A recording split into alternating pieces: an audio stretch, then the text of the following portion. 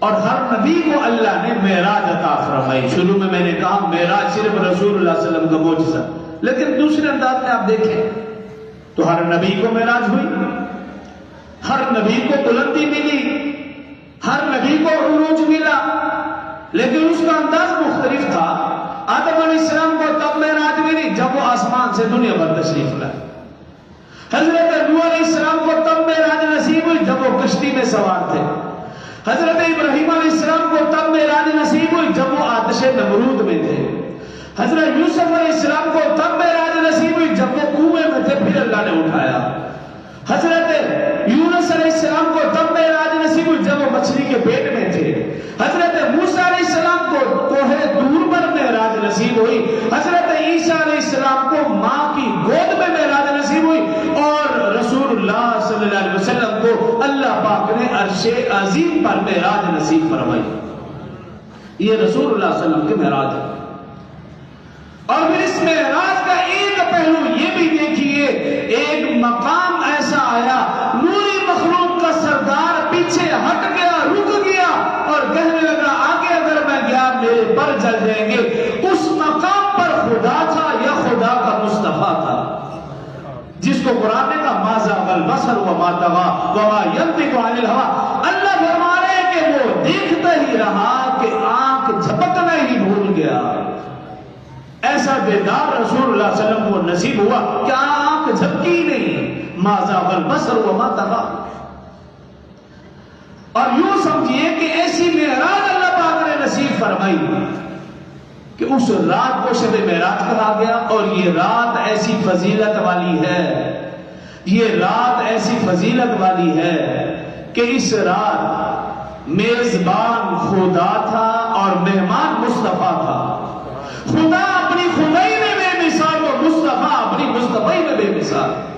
یہ رات ایسی فضیلت والی، اس لیے رسول اللہ صلی اللہ علیہ وسلم نے 4 راتوں کا ذکر کیا.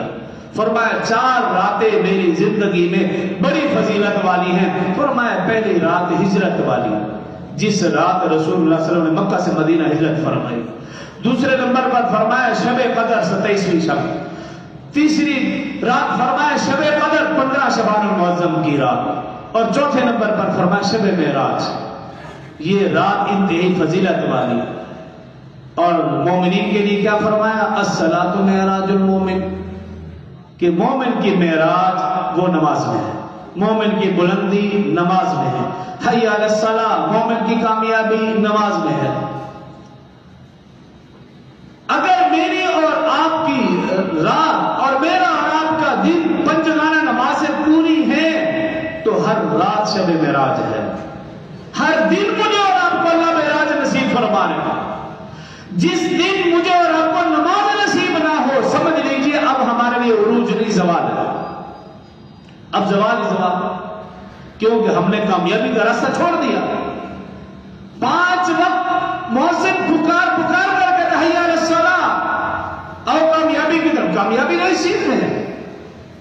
لیکن افسوس ان لوگوں پر جو ان مقدس راتوں میں بھی اللہ رسول کے حکم کے مطابق رات نہیں گزارتے، بدعات میں، رسومات میں، فضولیات میں گزار دیتے ہیں. اب شب معراج آ رہی ہے تو آپ دیکھ لیں گے بعض لوگ اس رات کو بھی ان کو نماز نصیب نہیں ہوتی، اور پھر جن کو نماز نصیب ہو بھی جائے اگر وہ مسجد میں چلے بھی جاتے ہیں تو بعض ایسے لوگ ہیں نماز کے بعد ایسی نوافل پڑھنا شروع کر دیتے ہیں جس کا قرآن و حدیث سے ثبوت ہی نہیں. ادھر سے سنا، کوئی قضاء عمری پڑھ رہا ہے، کوئی کس نیت سے پڑھ رہا ہے. ایسی نمازیں نکال دی ہیں کہ شیطان بھی دنگ رہ جائے. جو اللہ رسول کا حکم نہیں تھا وہ پھر سمجھ لیجئے کہ ایسی بدعات رسومات تو شیطان کی طرف سے. قضاء عمری کے نام سے ایک مصیبت نکلے گی، 2 نفل ایسے پڑھو، جتنی بھی نمازیں قضا رہے گی وہ سب ادا ہو. یہ بھی ایسی کوئی بھی نماز نہیں، یہ سب دھوکہ ہے. یہ رات فضیلت والی ضرور ہے، لیکن اس رات کوئی بھی خاص عبادت اللہ رسول کی زندگی سے ثابت نہیں ہے، صحابہ کرام کی زندگی سے ثابت نہیں ہے، اہل بیت اعظام کی زندگی سے ثابت نہیں ہے، اولیاء کرام کی زندگی سے ثابت نہیں. ہاں اولیاء کرام کا انفرادی معمول ضرور ہو سکتا ہے کہ انہوں نے اس رات عبادت سمجھ کر پوری رات کو عبادت میں گزار دیا ہو، یہ ممکن ہے.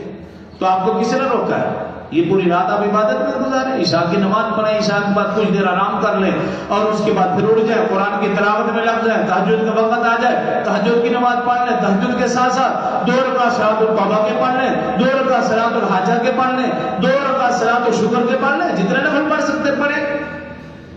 لیکن یہ معمول قرآن و حدیث سے ثابت نہیں ہے، صحابہ اہل بیت کی زندگی سے ثابت نہیں ہے، علماء کرام کی زندگیوں سے ایسا ثابت ہے، آپ بھی یہ کر سکتے ہیں، لیکن مخصوص عبادت بنا لینا اس کا کوئی بھی ثبوت نہیں۔